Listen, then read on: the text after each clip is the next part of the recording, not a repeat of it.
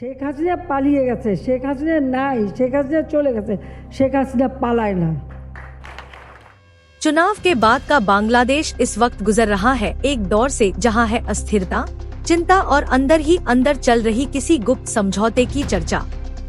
एक तरफ है सत्ता में बैठी अवामी लीग, दूसरी तरफ विदेशों में मौजूद नेता, और इधर जनता के बीच जन्म ले रही हैं नई नई राजनीतिक उम्मीदें और निराशाएं।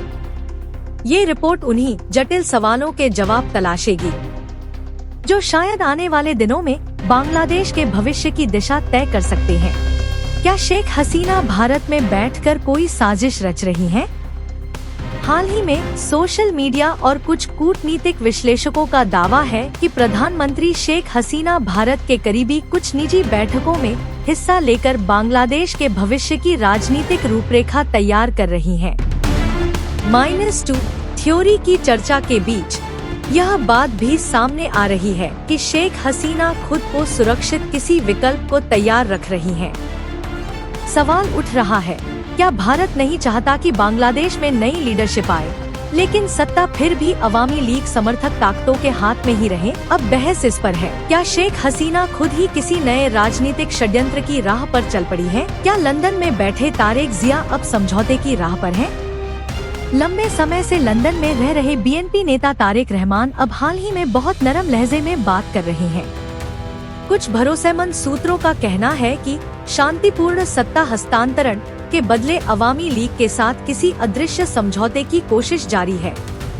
बीएनपी की हाल की नरम राजनीतिक भाषा क्या इस ओर इशारा करती है कि अब वे पहले की तरह आक्रामक आंदोलन नहीं करेंगे? तो क्या अब दो विरोधी पार्टियों के पीछे चल रहा है एक छुपा हुआ समझौते का खेल? क्या आम लोग एनसीपी को स्वीकार कर रहे हैं? हाल ही में गठित एनसीपी यानी नेशनलिस्ट सिटीजन्स प्लेटफॉर्म खुद को एक वैकल्पिक शक्ति के रूप में पेश कर रहा है, लेकिन सवाल ये है, क्या वो अब तक जनता का भरोसा जीत पाया है? अगर वो जमीनी स्तर पर न जाकर सिर्फ मीडिया में चर्चा का विषय बना रहेगा, तो क्या वो भी बन जाएगा एक और ऐसा खबरों में रहने वाला दल जो असली राजनीति से दूर रहेगा? असल परेशानी ये है, इस पार्टी के पीछे असल में कौन है, उनका मकसद क्या है? ये बात आम लोग आज भी पूरी तरह नहीं समझ पाए हैं। क्या जमात फिर से लौट रही है? लोगों का भरोसा कितना है? जमाती इस्लामी अब नए नाम और ढांचे फिर से राजनीतिक मैदान में उतरना चाहती है, लेकिन सवाल है 1971 की युद्ध अपराध, महिला अधिकार और धार्मिक कट्टरता को लेकर क्या देश की जनता फिर से इस ताकत को मौका देने के लिए तैयार है? एक तरफ कुछ युवा इस्लामी मूल्यों के समर्थन में तर्क दे रहे हैं, लेकिन ज्यादातर आम लोग अब भी दुविधा में हैं। आने वाले समय में जमात की राजनीति में कितनी पकड़ होगी, ये इस बात पर निर्भर करेगा कि जनता अपनी यादों को कितना भुला पाती है और संकट के वक्त वो किसे विकल्प मानकर अपनाती है। यूनुस सरकार, सफलता बनाम विफलता। चुनाव के बाद बनी मौजूदा अस्थायी सरकार यूनुस सरकार को लेकर लोगों की प्रतिक्रिया मिली जुली है। सफलता, विदेशी कूटनीति में कुछ स्थिरता आई है, डॉलर संकट थोड़ा कम हुआ है। विफलता, महंगाई पर काबू नहीं पाया गया, बेरोजगारी बढ़ी है और भ्रष्टाचार कम होने के बजाय सरकार और प्रशासन के प्रति अविश्वास और बढ़ा है। आम लोग कह रहे हैं, ये सरकार कुछ दिन तो चल सकती है, लेकिन स्थायी समाधान नहीं है।